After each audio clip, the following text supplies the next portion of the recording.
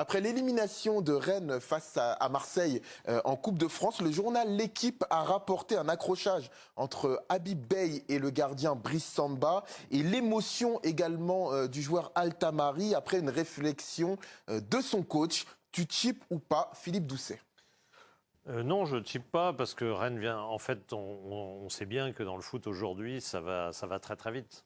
C'est-à-dire qu'Habib a failli être viré en octobre. Il a été viré même. Il a été viré pendant 2 heures en octobre. Et ensuite, il a redressé remarquablement la situation au point que tout d'un coup, je crois qu'ils étaient 4e. C'est ça, ouais. À 1 ou 2 points de l'OM. On s'est dit, ça y est, en fait, ils jouent la Ligue des Champions.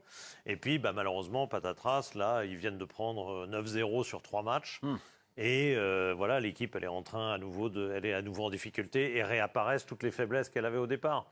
Donc finalement, c'est là où on voit que la vie d'un entraîneur est très compliquée. C'est là où on voit que, évidemment, quand vous prenez 9-0 sur 3 matchs, ça se crispe. Et donc vous avez une engueulade, Beye, Samba, elle est sur le terrain, on la voit. Enfin, on se doute on comprend pas bien ce qu'ils se disent, mais on se doute que voilà.